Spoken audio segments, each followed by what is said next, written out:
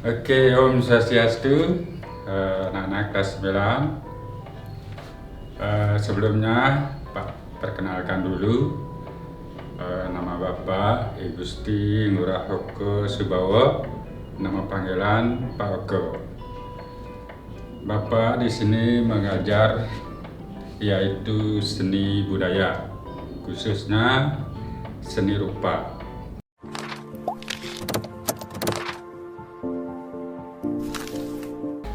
Terus selanjutnya hari ini akan Bapak melanjutkan yaitu pengertian seni lukis.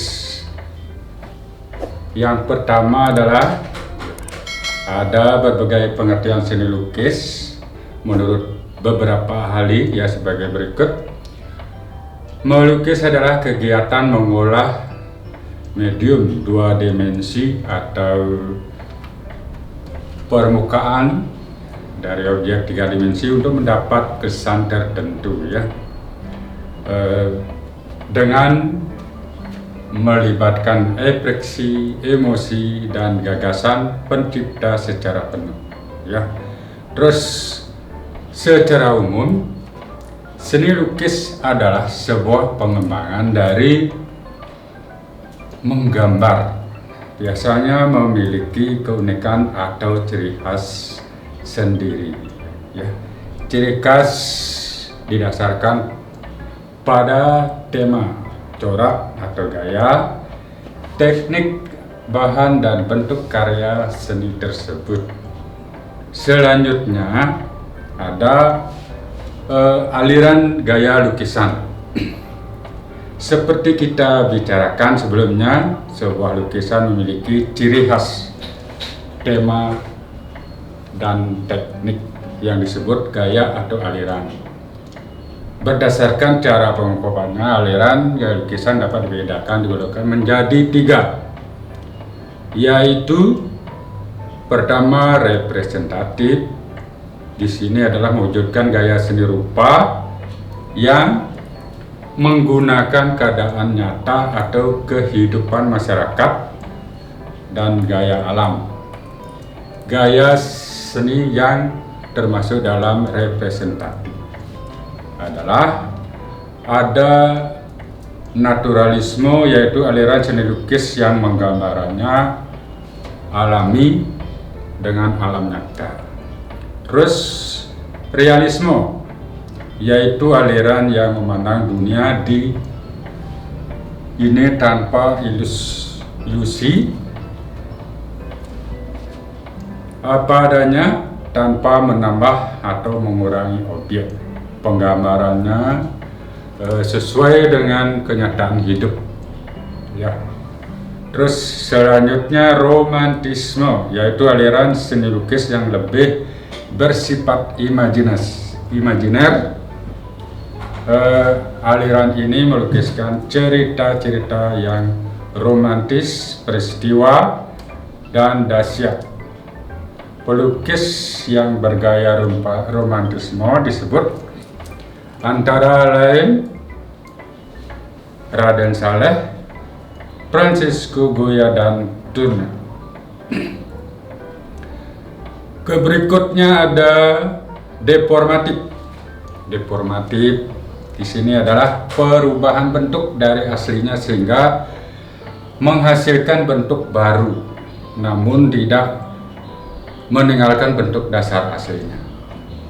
Aliran seni lukis yang tergolong dalam gaya deformatif ini antara lain: pertama, ekspresionisme, yaitu aliran seni lukis yang penggambarannya sesuai dengan keadaan jiwa yang serupa, yang spontan pada saat melihat karyanya.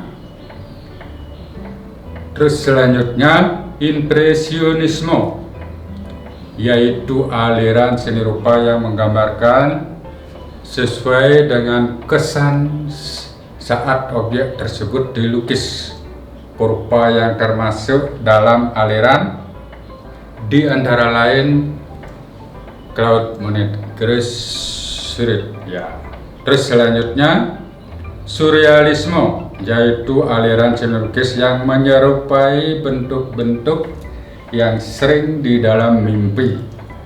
Pelukis berusaha mengabaikan bentuk-bentuk secara keseluruhan, kemudian mengolah sedemikian rupa bagi bagian tertentu dari objek untuk menghasilkan kesan tertentu.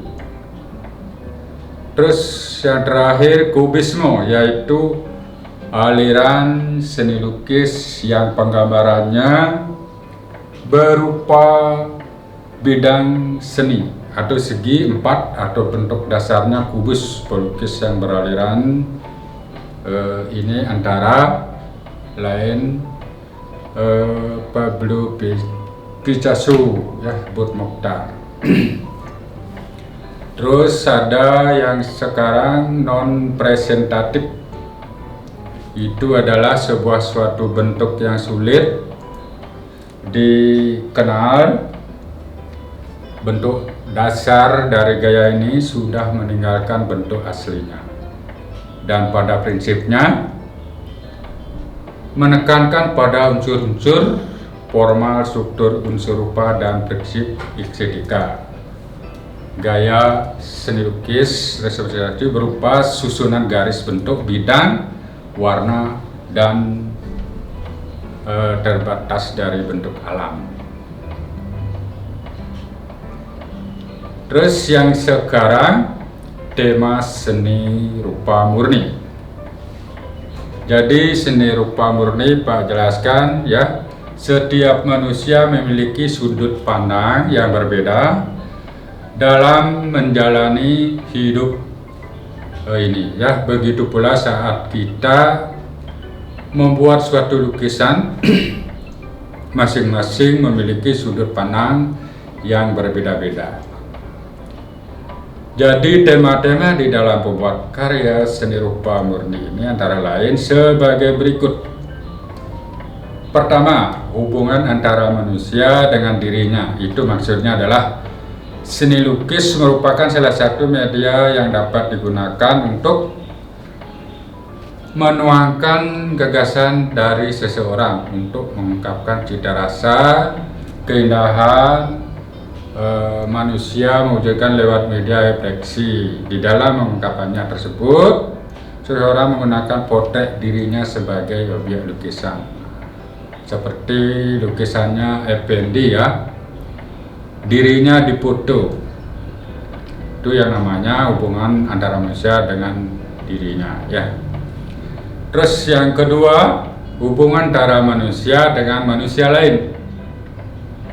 Di sini seorang pelukis kadang-kadang kala, ya, dalam mengekspresikan cita rasa keindahan menggunakan objek orang-orang yang ada di sekitarnya, seperti istrinya, anak-anaknya, orang tua, saudaranya, temannya, tetangganya, kekasihnya, sahabatnya.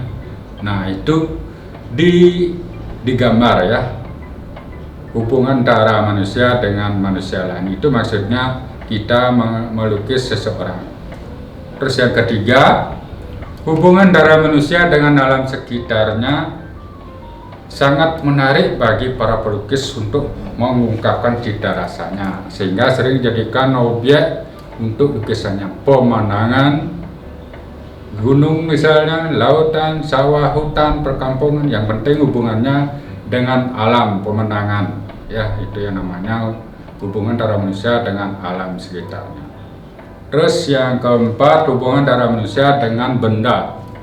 Nah, benda-benda di sekitar kita memiliki keunikan tersendiri bagi para pelukis, sehingga menjadi benda-benda tersebut menjadi objek lukisannya, ya. Misalnya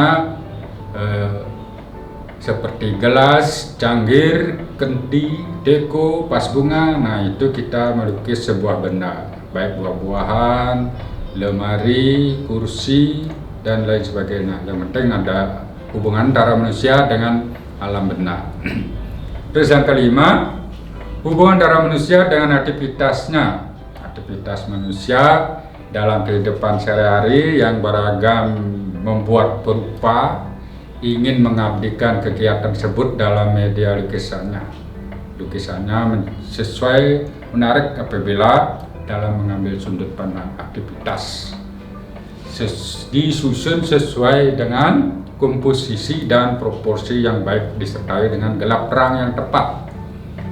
Nah, yang keenam, hubungan antara manusia dengan alam khayal. Nah, itu anak-anak melukiskan ya, kita menghayal ya. Ide imajinasi atau khayalan sering melintas dalam pikiran kita. Itu yang digambar, baik sadar atau tidak sadar. Pada saat tidur, khayalan yang muncul di benak berupa kadang diwujudkan suatu karya seni. Hasil karya seni rupa seperti ini sering disebut dengan karya seni surrealisme. Nah, sekarang sebelum kita melukis ya, kita perlu mempersiapkan alat dan bahan. Misalnya alat dan bahan berkarya seni lukis. Yang pertama, berkarya pensil ya, berkarya jenis pensil dibedakan berdasarkan tingkat kekerasan atau kehitaman ya. Yang kedua, pensil arang atau kunti, terbuat dari sejenis arang halus, bisa digunakan untuk menggambar atau melukis potret ya, sifatnya hitam pekat dan agak sulit dihapus. Nah, yang ketiga adalah pastel warna ya, pastel krayon, yaitu dua jenis media ini secara fisik bentuknya hampir sama, tetapi sifat dan bahannya tidak sama ya.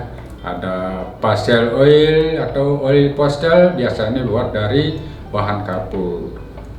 Terus bahan pengikat ya, atau yang keempat, pena atau pulpen juga bisa untuk membuat suatu gambar ya. Alat gambar yang digunakan untuk media tinta ya, pena, pulpen terbuat dari logam dengan ujung yang bermacam-macam bentuk dan ukurannya. Nah, yang sekarang yang kelima adalah tinta bak. Nah, itu dikenal dengan sebutan tinta Cina ya. Warnanya hitam pekat dan tidak luntur. Terus yang keenam, cat pewarna. Nah, itu banyak macam-macam warna ya, cat air, watercolor. Ada akrilik, ada cat minyak, dan macam-macam ya pewarna. Terus yang ketujuh, kuas. Nah, kalau kuas itu macam-macam, ada kuas. Baik ukurannya, ada gede, sedang. Kuas merupakan alat yang digunakan untuk menguas atau mengecat ke media lukis ya. Jenis dan bentuknya, ukuran serta harga yang sangat bervariasi. Terus yang kedelapan, palet. Nah, itu palet, pisau palet namanya, terbuat dari aluminium tipis. Fungsinya adalah untuk mencampur cat. Selain itu, pisau palet juga berfungsi seperti layaknya kuas. Kita bisa mencampur cat di palet ya, tempat warna dicampur warna-warna lain di goresan pada media lukis. Bentuk dan ukurannya ada berbagai jenis. Terus selanjutnya, nah ini palet. Nah, itu palet adalah media yang digunakan untuk ya tempat pencampuran warna. Kita menginginkan warna apa? Misalnya abu-abu, kita ambil warna putih dikit, kita ambil warna hitam dikit, kita dicampur di tempatnya atau namanya palet. Kita menemukan cat warnanya abu-abu ya, dicampur sedemikian rupa ya. Terus dilukis dengan baik di kertas, di kanvas bisa.